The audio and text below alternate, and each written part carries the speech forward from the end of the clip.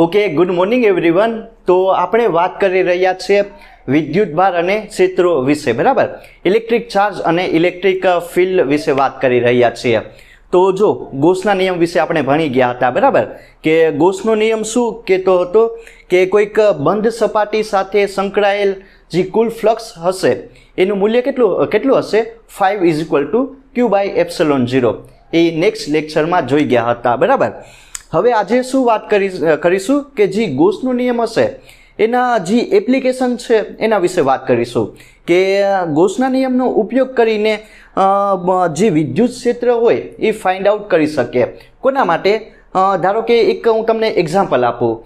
તમે લોકોએ વીટી જોઈ હશે, બરાબર, કે એ શું હશે કે અંદરથી આમ ખાલી ટાઈપની હોય અને એક સપાટી પર એ ટાઈપનું કંઈક કવચ હોય, બરાબર. તો ત્યાં વિદ્યુત ક્ષેત્રનું મૂલ્ય કેટલું આવશે એના વિશે જોઈશું. અને બીજો તમે કંઈક આમ નક્કર ગોળો જોયેલો હશે, બરાબર, રમત રમવામાં ને આવે એ માટે એનું વિદ્યુત ક્ષેત્રનું મૂલ્ય કેટલું હોય એના વિશે જોઈશું, બરાબર. તો જો પહેલાં આમાં શું કરીશું, જે ટોપિક છે જે પ્રમાણે બુકમાં લખેલું એ પ્રમાણે હું તમને સમજાવી આપું. અને જો આ જે છે, બરાબર, ગોસનો નિયમ બહુ ઇમ્પોર્ટન્ટ છે. બહુ બધી પ્રોબ્લેમ બોર્ડમાં પણ આવતી હોય છે, JEE નીટ. તો તો ધ્યાન આપજો, બહુ ઇમ્પોર્ટન્ટ છે. અને જે લોકોએ ગોસના નિયમનો જે લેક્ચર છે, બરાબર, એ નથી જોયો તો જોઈ શકે, કેમ કે એના ઉપરથી જ આ બધું આવશે. તો આમાં શું આવશે, એક પાતળી ગોળાકાર કવચ પર વિદ્યુત ક્ષેત્ર કેટલું હોય એ જોઈશું, બરાબર. એક પાતળી રિંગ હશે, રિંગ જ તમારે સમજવાની. વીટી તમે લોકોએ જોઈ હશે, બરાબર, એ જ છે. તો પાતળી ગોળાકાર કવચ પર વિદ્યુત ક્ષેત્ર કેટલું હોય એ જોઈશું. હવે આમાં 3 કેસ જોવાના છે. એક વીટી, બરાબર, વીટી હું તમને એટલે સમજાઈ જાય કે એક અંદરની જગ્યાએ કેટલું વિદ્યુત ક્ષેત્ર હોય એ જોઈશું. પછી સપાટી પર જયું, બરાબર, ત્યારે વિદ્યુત ક્ષેત્ર કેટલું હોય અને બહારની જગ્યાએ કેટલું વિદ્યુત ક્ષેત્ર હોય એ જોઈશું. તો આપણા પહેલા કેસ વિશે વાત કરીએ કે એક વીટી હશે, બરાબર, ને આ વીટીની એક બહાર એક કંઈક ને કંઈક પી બિંદુ આવેલું હશે. ત્યાં વિદ્યુત ક્ષેત્રનું મૂલ્ય કેટલું હોય એ મારે ફાઇન્ડ આઉટ કરવાનું છે.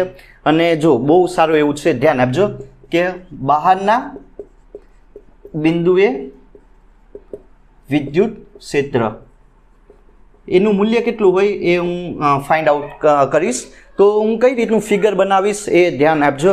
તો જો આ ટાઈપની એક કંઈક ને કંઈક શું હશે, આ ટાઈપની એક વીટી હશે, ધ્યાન આપજો. ગોળાકાર કવચ હશે, એ તમારે લોકોને જોવાનું છે, બરાબર. બની ગયું ગોળાકાર કવચ. જો આ ગોળાકાર કવચ પર જે વિદ્યુત ભાર હશે એનું સમાન રીતે વિતરણ થયેલું હશે, ડિસ્ટ્રીબ્યુશન ઓફ ધી શું કહેવાય, ઇલેક્ટ્રિક ચાર્જ. આનું કેન્દ્ર કેટલું લઈ લે, O જેટલું, બરાબર. હવે જે આ વીટી હશે એની ત્રિજ્યા R લઈ લઉં, અથવા તો જે પાતળી ગોળાકાર કવચ છે, બરાબર, એની ત્રિજ્યા R જેટલી છે. હવે મારે આમાં ફાઇન્ડ આઉટ શું કરવાનું છે કે બહારની જગ્યાએ પી બિંદુએ વિદ્યુત ક્ષેત્રનું મૂલ્ય કેટલું હોય એ મારે જોવાનું છે. પહેલાં તો જે આ શું હશે કે જે આ વિદ્યુત ભારની પુષ્પ ઘનતા, જે R ત્રિજ્યાની રિંગ બની, બરાબર, એની પુષ્પ ઘનતા કેટલી હોય, સિગ્મા જેટલી, એ બરાબર, એ સિગ્મા જેટલી હોય. હવે ધ્યાન આપજો, આ સિમ્પલ છે, એટલું વસ્તુ તમને લોકોને સમજાઈ ગયું કે મેં એક ગોળાકાર કવચ લઈ લીધું, બરાબર, એનું કેન્દ્ર O છે અને એની ત્રિજ્યા R છે. મારે શું કરવાનું છે કે જો બહારના બિંદુએ વિદ્યુત ક્ષેત્ર, બરાબર, એની કન્ડિશન શું ધ્યાનમાં લેવાની છે કે જે એક ગોસિયન સપાટી બનાવીશું. એક ગોસિયન સપાટી જે તમારે એની કલ્પના કરવાની છે, બરાબર, R ત્રિજ્યાની, એની ત્રિજ્યા મોટી હોવી જોઈએ. કોના કરતાં? જે આ તમારી ગોળાકાર કવચ હશે, બરાબર, એની ત્રિજ્યા કરતાં ગોસિયન સપાટીની ત્રિજ્યા મોટી હોવી જોઈએ. આ એની કન્ડિશન થઈ ગઈ. તો હવે મેઇન કામ શરૂ છે કરવાનું, બરાબર. એક પી બિંદુ લઈ લો. ક્યાં લેવાનું છે? બહારની જગ્યાએ, બરાબર. મેં શું કીધું? બહારના બિંદુએ વિદ્યુત ક્ષેત્ર. તો પી બિંદુ લઈ લીધું. હવે જો એના કેન્દ્રથી તમે ત્રિજ્યા લઈ લો R જેટલી, બરાબર, અથવા તો એક R ટાઈપની એક તમારે ગોસિયન સપાટી બનાવવાની છે, બરાબર. R ત્રિજ્યાની એક ગોસિયન સપાટી બનાવો એવી કલ્પના કરવાની છે. મેં શું બનાવી? ગોસિયન સપાટી અને હા તો આ પી બિંદુએ વિદ્યુત ક્ષેત્ર કેટલું હોય એ ફાઇન્ડ આઉટ કરવાનું અને એનું ક્ષેત્રફળ કેટલું હશે એસ જેટલું. જો આ સિમ્પલ છે, શું કરવું, કાંઈ નથી કરવું, બરાબર. જો એક મેં બહારની જગ્યાએ પી બિંદુ લઈ લીધું, બરાબર. એની આજુબાજુ તમારે આર ત્રિજ્યાની એક ગોસિયન સ્ફિયર બનાવવાનું છે, બરાબર. એક સર્કલ બનાવવાનું, એની ત્રિજ્યા આર જેટલી મેં રાખી, બરાબર. ત્યાં વિદ્યુત ક્ષેત્ર ઈનું મૂલ્ય કેટલું હોય એ મારે જોવાનું છે અને જે આ ગોસિયન સપાટી બની એનું ક્ષેત્રફળ કેટલું હશે, ડેલ્ટા એચ જેટલું. પણ જે આ તમારી શું થઈ ગયું કે પાતળી એક રિંગ બની, બરાબર, એક કવચ હશે, એનું ક્ષેત્રફળ એ જેટલું હશે. તો આયા ઈનું મૂલ્ય કેટલું હોય એ મારે ગોતવાનું છે.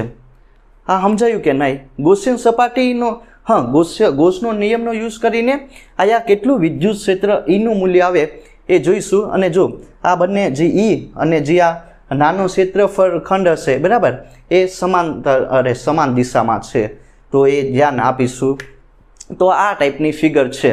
તો હવે જો ધ્યાન આપજો કે આર ત્રિજ્યાની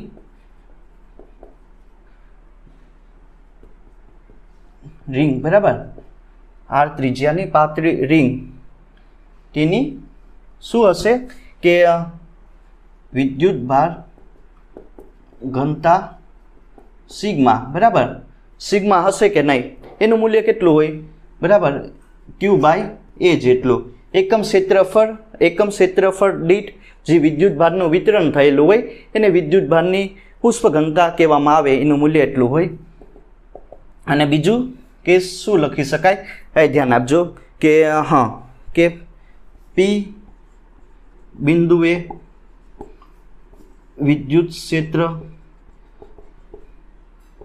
ઈ, બરાબર, ને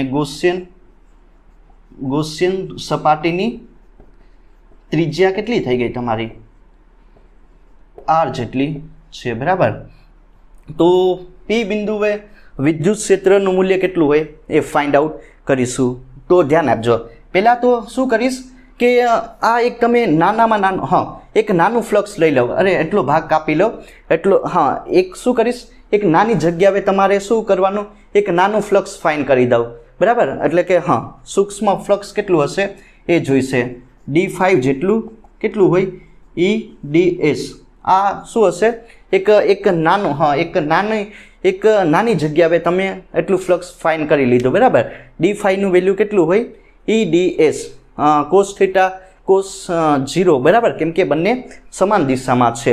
હવે કુલ ફ્લક્સ કેટલું હશે, જો બધી આ જેટલા પણ આ દેખાય, બરાબર, ગમે એટલા પોઈન્ટ લઈ લો, બધી જગ્યાએ તમારું વિદ્યુત ક્ષેત્રનું મૂલ્ય કેટલું રહેશે, સમાન રહેશે, કેમ કે આ ગોળીય સમિતિ ધરાવે એવું કંઈક હોય, બરાબર. તો એ કંઈ ગભરાવાની જરૂર નથી, ગમે જગ્યાએ તમે પી બિંદુ લઈ શકો. તો કુલ ફ્લક્સ કેટલું હોય, ફ્લક્સનું મૂલ્ય 5 ઇન્ટિગ્રેશનની મદદથી મળી જાય કે નહીં, EDS, બરાબર, EDS. કેમ કે આ એક નાની જગ્યાએ મેં શું કર્યું, ફ્લક્સ ફાઇન્ડ કરી લીધું ને કુલ ફ્લક્સ મેળવવા માટે હું શું કરીશ કે આખું, મતલબ કે આખી એક તમે જે ગોળો બનાવ્યો, બરાબર, ગોસિયન સપાટી બનાવી, એના પર કુલ ફ્લક્સનું મૂલ્ય કેટલું હોય, EDS જેટલું, ઇન્ટિગ્રેશન કરી નાખો, સિમ્પલ. હવે તમે લોકો ધ્યાન આપજો કે 5 એમને એમ રાખીએ, EDS, બરાબર, ને બહાર લઈ લો, ઇન્ટિગ્રેશનની અંદર શું આવશે, DS આવશે. આનું તમે ઇન્ટિગ્રેશન કરો, 5 એમને એમ રાખો, બરાબર, તો આ શું આવશે, S, બરાબર. આ એક નાનો જે ક્ષેત્રફળ ખંડ આવશે આ મોટા ક્ષેત્રફળ માટે. હવે આપણને ખબર છે કે જે તમારી ગોસિયન સપાટી બની, બરાબર, એના માટે ક્ષેત્રફળ કેટલું હોય, અથવા તો કંઈક ગોળાકાર ઓબ્જેક્ટ હોય એના માટે જે ક્ષેત્રફળનું મૂલ્ય કેટલું હોય, 4πr². એ અહીંયા મૂકી શકાય કે નહીં, તો અહીંયા મૂકો ને અહીંયા આવશે 4πr², બરાબર, એમને એમ 4πr². હવે મારે શું કરવાનું છે, હવે ગોસનો નિયમ તમારે યુઝ કરવાનો. આ સિમ્પલ, સમજાયું કે નહીં? મેં જો કુલ ક્ષેત્રફળ કેટલું લઈ લીધી, જે તમારી ગોસિયન સપાટી બની એના માટે 4πr² જેટલું. તો હવે ગોસનો નિયમ યુઝ કરો. ગોસનો નિયમ શું આવશે, આપણને ખબર છે કે 5 = Q/ε0. બરાબર, આયા ધ્યાન રાખજો 5 is equal to Q by epsilon 0. હવે જે તમારો જે ગોસનો નિયમ છે બરાબર, એ ક્યાં મૂકવાનો? હા, ફ્લક્સની જગ્યાએ પુટ ડાઉન કરો અથવા તો ઇક્વેશન 1માં બરાબર ફ્લક્સની જગ્યાએ ક્યુ બાય એપ્સલોન 0 મૂક્યું અને બીજું શું આવશે? E4πr² એમને એમ. જો મેં ખાલી 5ની જગ્યાએ ક્યુ બાય એપ્સલોન 0 પુટ ડાઉન કરી દીધો બરાબર. હવે ધ્યાન આપજો, હવે મેં તમને એ લખાવ્યું કે સિગ્મા બરાબર કે વિદ્યુત ભારની પુષ્પ ઘનતા કેટલી હોય? ક્યુ બાય એ જેટલી હોય. પણ આ કોના માટે? જે આર ત્રિજ્યાની રિંગ હશે બરાબર, આર ત્રિજ્યાની જે પાતળી રિંગ બની એના માટે એની પુષ્પ ઘનતા કેટલી હોય? હા, સિગ્મા બાય એ. તો સિગ્મા એ ને આમ થાય કે નહીં? થાય કે નહીં? બરાબર, આમ થાય. તો હવે હું શું કરીશ કે જ્યાં ક્યુ દેખાય બરાબર, ક્યુની જગ્યાએ શું મૂકવાનું છે? હા, ક્યુની જગ્યાએ સિગ્મા એની વેલ્યુ અહીંયા મૂકવાની છે. તો હવે ધ્યાન આપજો, અથવા તો જો આના માટે મૂકી શકાય કે નહીં આમ પ્રમાણે, કેમ કે હા જે ગોળાકાર કવચ હશે બરાબર, જે તમારું રિંગ આર ત્રિજ્યાની રિંગ એના માટે જે ક્ષેત્રફળનું મૂલ્ય કેટલું હશે? 4πr² બરાબર. તો કાંઈ નહીં કરવાનું, આ ઇક્વેશન નંબર 2માં શું કરીશ? ક્યુની કિંમત તમારે મૂકવાની છે. તો હવે તમે ધ્યાન રાખજો કે હું વિદ્યુત ભારની કિંમત મૂકું બરાબર. ઇક્વેશન 2માં તમારે કાંઈ નહીં, ક્યુની વેલ્યુ સિમ્પલ પુટ ડાઉન કરવાની. તો શું થઈ જશે? સિગ્મા 4π કેપિટલ R², કેમ કે જે પાતળી રિંગ હશે એની ત્રિજ્યા કેપિટલ R જેટલી છે. એપ્સલોન 0 એમને રાખો, આ E4πr² પણ એમને એમ. હવે જે પણ વસ્તુ કેન્સલ થાય એ તમે કરી શકો બરાબર. મેઇન તમારે E ફાઇન્ડ કરવાનું. તો આમાં શું કેન્સલ થાય? 4π કેન્સલ બરાબર. તો વધીએ શું આયા? હા, સિગ્મા બાય એપ્સલોન 0 ને આયા શું વધ્યા? સિગ્મા બાય એપ્સલોન 0 R² એમને એમ ને ER².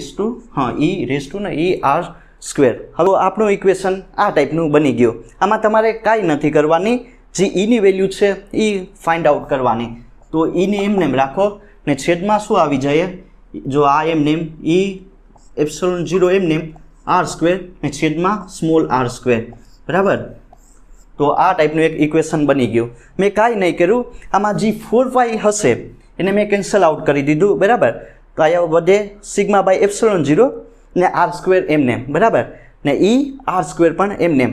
હવે મેં શું કર્યું? કાંઈ નહીં, ઈને એમને એમ રાખ્યું ને છેદમાં જે સ્મોલ r² હશે એને લાવી દીધું બરાબર. તો જો હવે ખાલી આ ઇક્વેશનને તમારે સિમ્પલ સોલ્યુશન કરવાનું છે. આ બધી વસ્તુ એમને એમ અને આ શું વધીએ?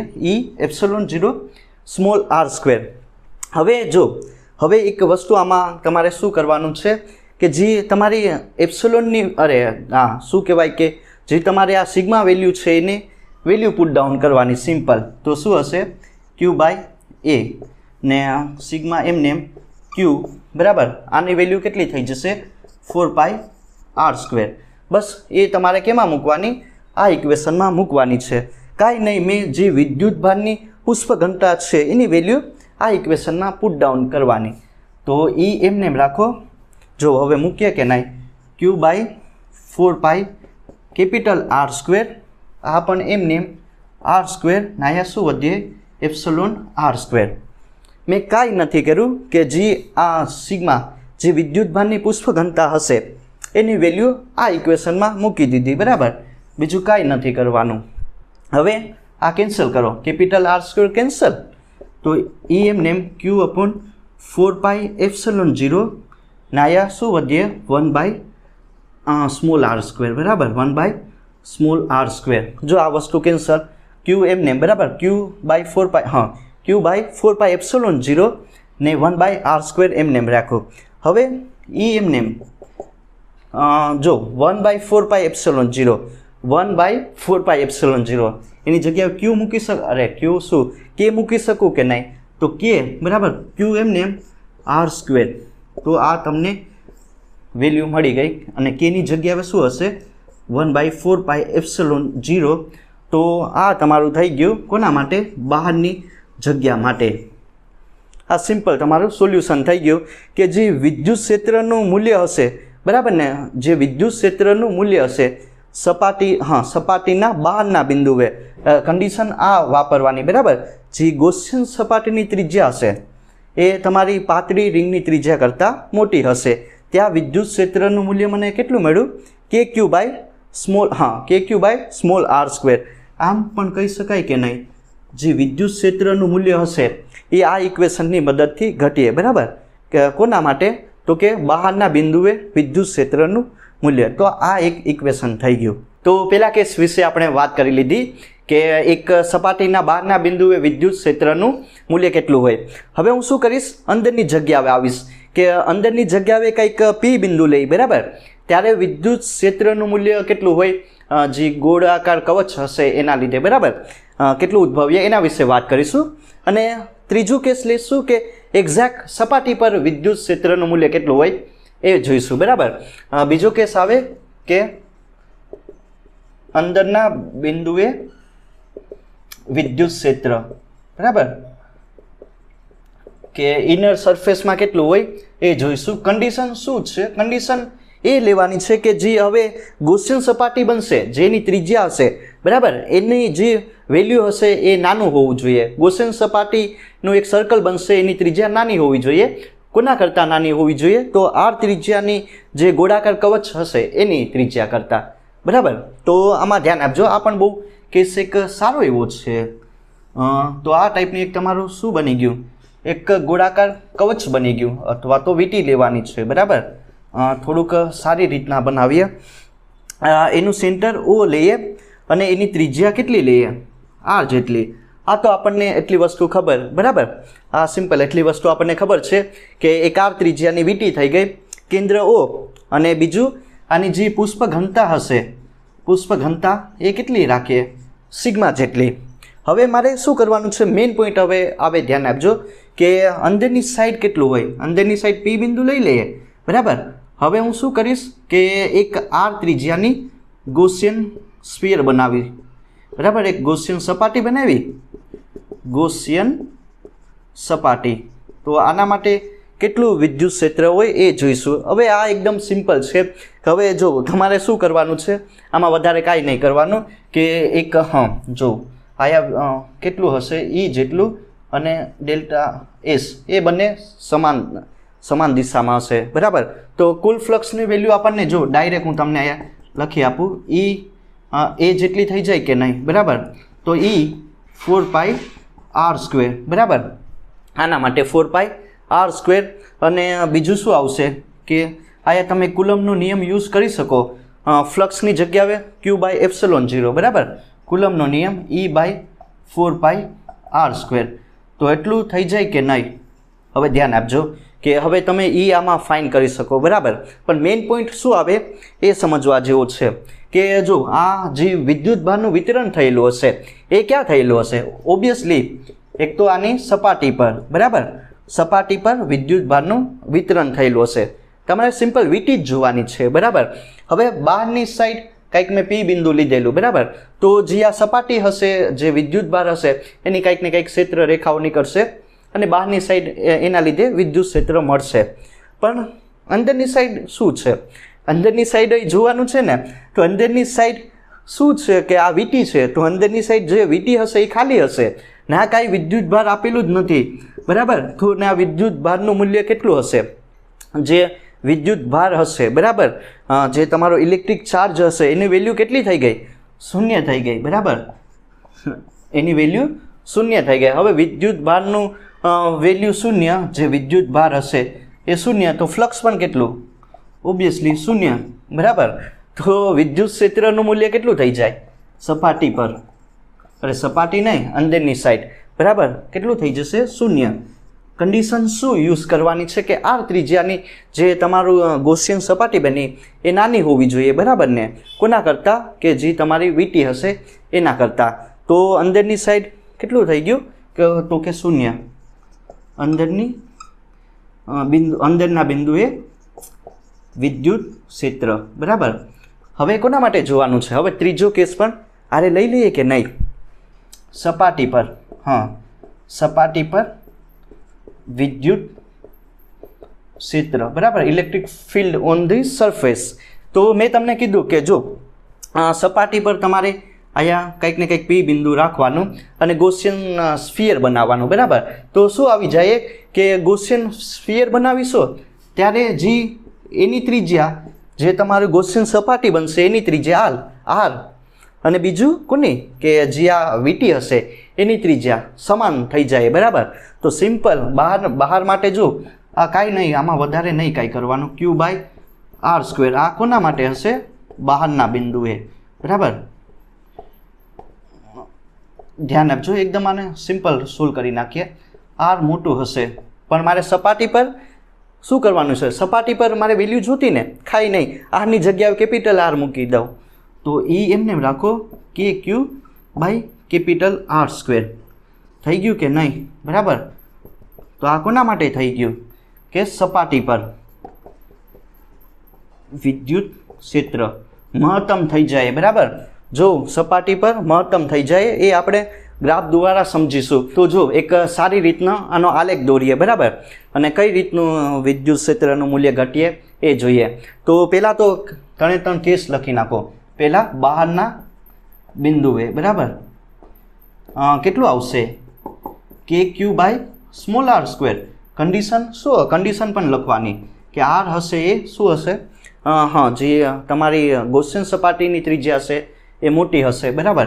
તો એ કેટલા વેલ્યુથી ઘટીએ? 1/r². બીજું કોના માટે લેવ? સપાટી માટે. તો સિમ્પલ એ કેટલું થઈ જશે? KQ/r². કન્ડિશન યુઝ કરવાની છે, આ વસ્તુ યાદ રાખવાની. ને ત્રીજો કેસ કોના માટે આવશે? અંદરને માટે ના, તો સિમ્પલ 0. હવે આલેખ કોનો દોરવાનો છે? એક y પર e લઈ લો અને ત્રિજ્યા x પર લઈ લો. તો સિમ્પલ ધ્યાન આપજો કઈ રીતનો હું આલેખ બનાવું એ જોઈશું. અને આ એટલું ઇમ્પોર્ટન્ટ નથી, આના પછીનો જે લેક્ચર આવશે, બરાબર, એમાં જે ઘન ગોળો લઈશું, અંદરની જગ્યાએ કંઈક ને કંઈક મટીરિયલ ભરી દઈએ, બરાબર. તો એના માટે કેટલું વિદ્યુત ક્ષેત્ર આવશે એ જોઈશું. અને જો એનો આલેખ બહુ સારો એવો બનશે, પણ આના માટે પહેલાં બનાવીએ. એમને રાખો, અહીંયા તમે ત્રિજ્યા લઈ શકો, બરાબર. તો આ ઓ રાખો. તો પહેલાં તો જો આ 0, બરાબર, એની વેલ્યુ કેટલી થઈ ગઈ? 0. તો આમ થઈ શકે કે નહીં? બરાબર. આ હશે તમારું 0. કોના માટે? આ થઈ ગયું તમારું અંદરના માટે, બરાબર. હવે બીજું કોના માટે જોવાનું છે? હવે જો સપાટી પર વિદ્યુત ક્ષેત્રનું મૂલ્ય કેટલું થઈ જશે? એકદમ મેક્સિમમ હશે, બરાબર. સપાટી પર તમારું વિદ્યુત ક્ષેત્ર હશે એનું મૂલ્ય કેટલું હશે? મેક્સિમમ. R=R/, બરાબર. આ સપાટી માટે મહત્તમ મળી ગયું. કેટલું છે મહત્તમ? એટલે કે સપાટી માટે અહીંયા r² આવશે ને, KQ/r². હવે એકનું કામ પૂરું કરી દીધું, બેનું કામ. જો અંદર માટે 0, બરાબર, મેં ગ્રાફ પર એની વેલ્યુ 0 બતાવી દીધી. બીજું સપાટી પર ત્રિજ્યા KQ/r² મહત્તમ હશે. હવે ત્રીજું કોનું બાકી છે કે બહાર માટે કેટલું હોય? તો બહાર માટે જો જે એની વેલ્યુ હશે, જેમ જઈએ, બરાબર ને, સપાટીથી કેન્દ્રથી દૂર જઈએ એમ ત્રિજ્યા ઘટીએ, ત્રિજ્યાઓ વિદ્યુત ક્ષેત્ર ઘટીએ r². તો એના માટે તમારે આ કન્ડિશન યુઝ કરવાની હતી. તો આ ટાઈપનો એક ગ્રાફ બની ગયો. તમે સારી રીતના બનાવી શકો કે જો આમ ઘટે એ ટાઈપનો બનાવજો, બરાબર. તો કાંઈ નહીં, સિમ્પલ જે વસ્તુ તમને લોકોને સમજાવવાની હતી એ સમજાવી દીધી. જો કઈ રીતનો ગ્રાફ બન્યો કે હું સપાટી પર હોય, બરાબર, કેન્દ્ર પર હોય ત્યારે વિદ્યુત ક્ષેત્ર એ 0 હશે. પછી સપાટીથી દૂર જાઓ, સપાટી ક્યાં? કેન્દ્રથી દૂર જાઓ, બરાબર. કેન્દ્ર પર 0 હશે, બરાબર. હવે હું ધીરે ધીરે સપાટી પર આવી ગયો, બરાબર. ત્યાં વિદ્યુત ક્ષેત્રનું મૂલ્ય KQ/r² મહત્તમ થઈ ગયું કે નહીં? બરાબર, સપાટી પર. હવે સપાટીથી પાછા બહાર તરફ જાઓ, ત્યાં વિદ્યુત ક્ષેત્રનું મૂલ્ય શું ઘટીએ, બરાબર? કોની? 1/r², બરાબર. 1/r² મૂલ્યથી ઘટીએ. તો આ કોના માટે થઈ ગયું? આ કોના માટે થઈ ગયું? તો કે બહારના બિંદુ માટે. તો આ ટાઈપનું હતું. તો આ ટાઈપનું જે ગોળાકાર કવચ બન્યું, બરાબર, એના માટે વિદ્યુત ક્ષેત્રનું મૂલ્ય ગૌસના નિયમની મદદથી કઈ રીતના ફાઇન્ડ આઉટ કરી શકાય એ જોઈ ગયા, બરાબર. હવે 1-2 એક્ઝામ્પલ સોલ્વ કરી લઈએ એટલે તમને વધારે આઈડિયા આવશે. પણ વસ્તુ ભણી ગયા બરાબર, એના ઉપરથી 2-3 એક્ઝામ્પલ સોલ્વ કરી લઈએ એટલે તમને વધારે ખ્યાલ આવે. તો જો આમાં પણ જે બહારની હશે બિંદુ એના માટે વિદ્યુત ક્ષેત્રનું મૂલ્ય કેટલું હોય એ ઇક્વેશનનો યુઝ કરવાનો છે. તો આમાં કંઈક ને કંઈક તમને શું આપેલું હશે, એક ગોળાકાર કવચ આપેલું હશે, એનું કેન્દ્ર O, ત્રિજ્યા R, અને ત્રિજ્યા કેટલી આપેલી 10 સેન્ટીમીટર. હવે P બિંદુએ કંઈક ને કંઈક વિદ્યુત ક્ષેત્રનું મૂલ્ય તમને આપેલું -1.5 × 10⁻³ ન્યૂટન પર કુલમ બરાબર. અને જો P બિંદુએ કેટલું, P બિંદુએ એટલું વિદ્યુત ક્ષેત્ર આપેલું, તો ત્યાં વિદ્યુત ભારનું મૂલ્ય કેટલું હોય, એટલે કે જે તમારું ઇલેક્ટ્રિક ચાર્જ હશે એનું મૂલ્ય કેટલું હોય એ જોવાનું. અને જે ગૌસિયન સપાટી બનાવી એની ત્રિજ્યા કેટલી આપેલી 20 સેન્ટીમીટર બરાબર. અને કુલંબિક અચળાંક હશે એની value 9 × 10⁹ newton metre square coulomb square inverse બરાબર. તો સિમ્પલ થઈ ગયું. શું કરવાનું છે, કાંઈ નહીં, ક્યુની વેલ્યુ ગોતવાની. તો પહેલાં તો સિમ્પલ ઈની યુઝ કરો કે બહારની જગ્યાએ વિદ્યુત ક્ષેત્રનું મૂલ્ય કેટલું હોય એ ખરો, એ કેટલું હોય KQ/ સિમ્પલ R². હવે મારે શું કરવાનું છે, કાંઈ નહીં કરવાનું, ક્યુની વેલ્યુ ગોતવાની છે ER²/K. ક્યુ એમને રાખો. કેટલું આપેલું તમને અહીંયા વિદ્યુત ક્ષેત્ર 1.5 × 10⁻³ બરાબર. જે R ત્રિજ્યા હશે, અરે R જે ગૌસિયન સપાટી બની એની ત્રિજ્યા મીટરમાં કન્વર્ટ કરી લેજો બરાબર, એનો સ્ક્વેર, ને Kનું મૂલ્ય 9 × 10⁹ બરાબર, newton metre square coulomb inverse. હવે બસ આને સોલ્વ કરો ખાલી, તો તમને આ વેલ્યુ મળશે -6.6 × 10⁻⁹ કુલમ બરાબર. એટલી વેલ્યુ તમને મળી જાય. આ એકદમ સિમ્પલ છે. તો નેનોમીટરમાંથી તમે નેનો કુલમમાંથી તમે કુલમમાં કન્વર્ટ કરી દો તો શું થઈ જશે, આ એમને એમ આ શું આવી જાય, નેનો કુલમ આવી જાય બરાબર. તો એટલી વેલ્યુ તમને મળી ગઈ કે જે વિદ્યુત ક્ષેત્ર હશે ક્યુની વેલ્યુ એ મને કેટલી મળી -6.6 નેનો કુલમ. તો આ સિમ્પલ એક્ઝામ્પલ થઈ ગયું બરાબર. હવે જો અંદરની જગ્યાએ તમને પૂછવું હોય, આ જો હવે તમે આ બીજું અંદર માટે કેટલું થઈ જશે, ઓબ્વિયસલી 0 થઈ જાય બરાબર. અને સપાટી પર તમને કીધું હોય, આ તો ખાલી બુકમાં નથી આપેલું, તમે આ ટાઈપનું કરી શકો કે સપાટી પર કેટલું થઈ જશે, ધ્યાન આપજો. તો આ ટાઈપનું એક બની જાય કે નહીં, ER², કેપિટલ R² બરાબર ને K. તો કાંઈ નહીં, બધી વેલ્યુ પુટ ડાઉન કરવાની, -1.5 × 10⁻³ સપાટી પર ત્રિજ્યા કીધી હોય તો તમારે આ પણ લખી શકો કે નહીં, 0.1 એનો સ્ક્વેર બરાબર ને 9 × 10⁹. આને સોલ્વ કરવાનું છે તો તમને સપાટી પર જે વિદ્યુત ભાર હશે એનું મૂલ્ય મળી જાય.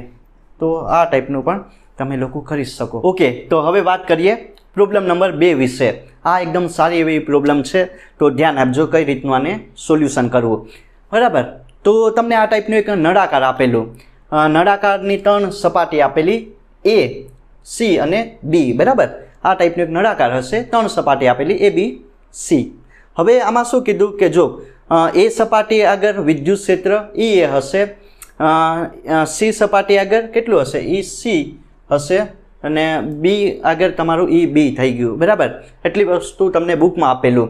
હવે મને આમાં બીજી વસ્તુ શું આપેલી કે જો 5B, આયા કંઈક ને કંઈક આ સપાટી આગળ ફ્લક્સની વેલ્યુ કેટલી હશે, 5B જેટલી.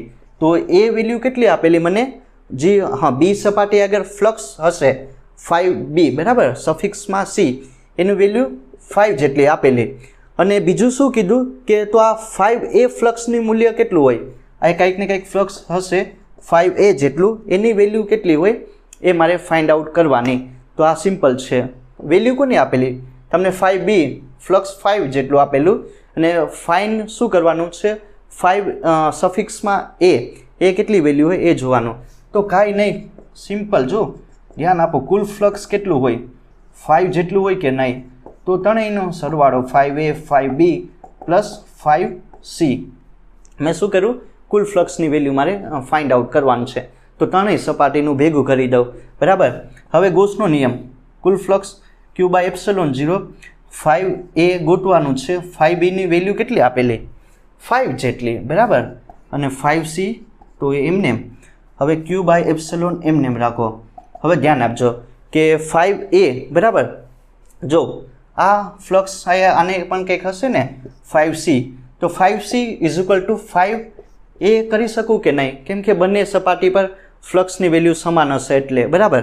તો એ કેટલું થઈ જશે, તો 5a એમને એમ રાખો, 5 પણ એમને પ્લસ 5c ની જગ્યાએ 5a મૂકી દઉં. સિમ્પલ, મેં શું કરું, 5c ની જગ્યાએ 5a મૂકી દઉં.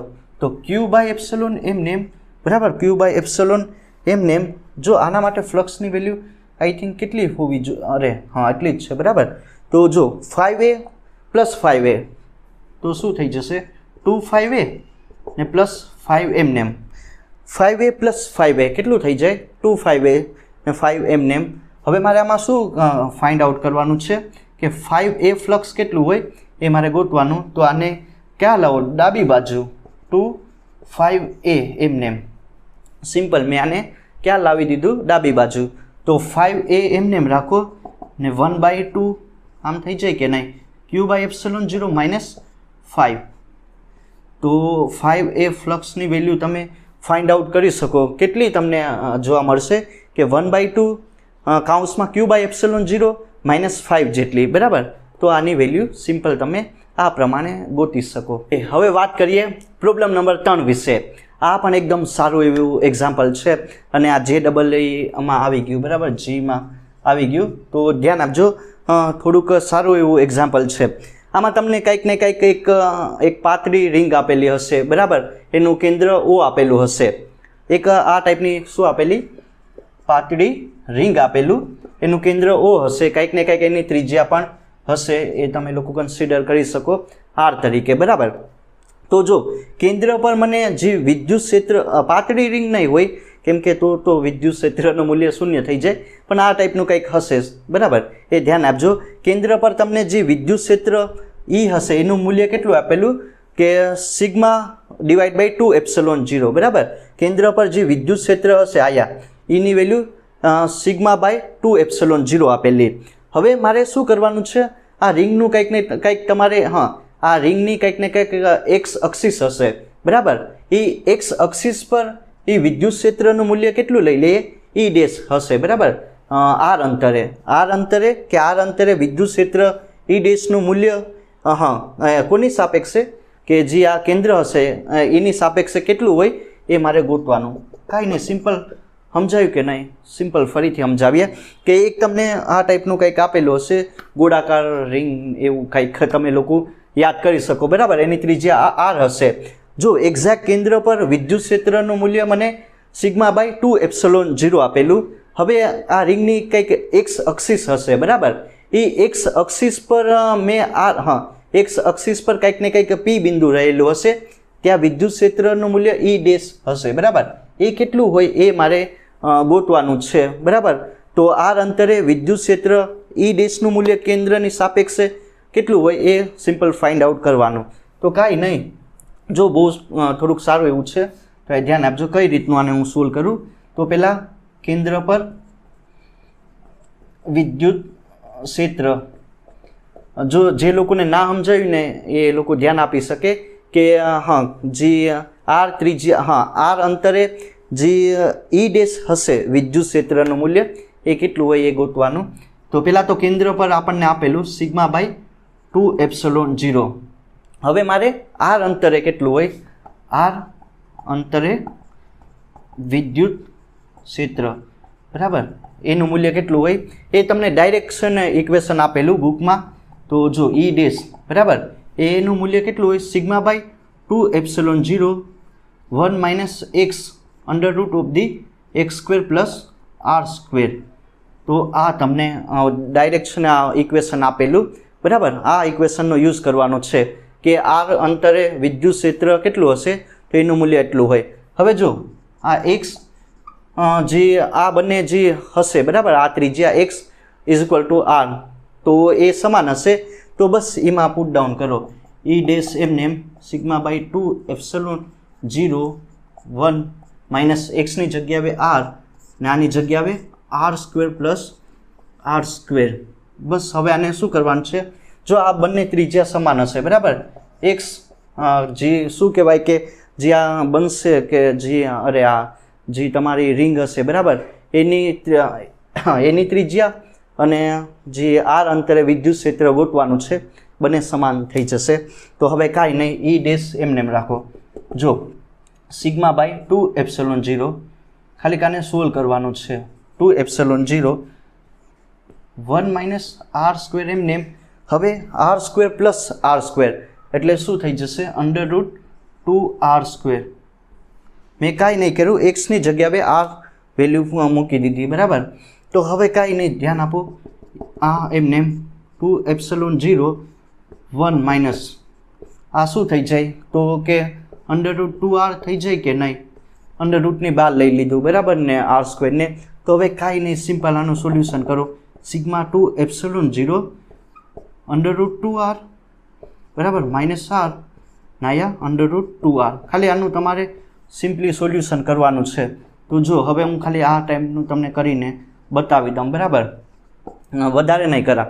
તો ધ્યાન આપજો, 1.41 માઇનસ આર ને હા રૂટ કાઢી નાખું બરાબર, 1.41 ને આર. તો હવે આ આર હશે ને, તો 1.41 બસ સોલ્યુશન કરું છું ખાલી આનું. સિગ્મા 2ε0 આ શું થઈ જશે 1.41 માઇનસ આર એટલે 0.41 આર ને 1.41 આર બરાબર. તો આ ટાઈપનું થઈ જાય, આર તમારું શું થઈ જશે, કેન્સલ આઉટ. તો બસ કાંઈ નથી કરવાનું, સિમ્પલ આનું ખાલી સોલ્યુશન કરવાનું છે. 0.41 હા 0.41 ડિવાઈડ બાય 1.41 બરાબર. તો તમે આનું સોલ્યુશન કરશો તો 0.293 બરાબર, 0.293 એટલું મળશે. ડિવાઈડ બાય 2 પણ કરી નાખવાના. મેં કાંઈ નહીં, આનું ખાલી સિમ્પલ સોલ્યુશન કર્યું. 0.41 ભાગ્યા 1.41 ભાગ્યા 2 કરવાના. તો ઈ ડેશ એમને એમ રાખો ને તો આ શું થઈ જશે, જો હવે આમ થઈ જાય કે નહીં બરાબર, સિગ્મા બાય ε0 તો એની જગ્યાએ ઈ મૂકી શકું કે નહીં, તો આ 0.293. તો એટલું તમને વિદ્યુત ક્ષેત્રનું મૂલ્ય મળી ગયું બરાબર. કે જો આર અંતરે જે વિદ્યુત ક્ષેત્ર હશે ઈ ડેશ એનું મૂલ્ય કેટલું મળ્યું, ઈ ક્રોસ 0.293 બરાબર, એની સાપેક્ષે એટલે કે કેન્દ્રની સાપેક્ષે એટલું મૂલ્ય હશે વિદ્યુત ક્ષેત્રનું, એટલા મૂલ્યથી ઘટીએ બરાબર. તો આ તમે લોકો આ સારું એવું એક્ઝામ્પલ હતું, તમે લોકો આ ટાઈપના એક્ઝામ્પલ સોલ્વ કરી શકો.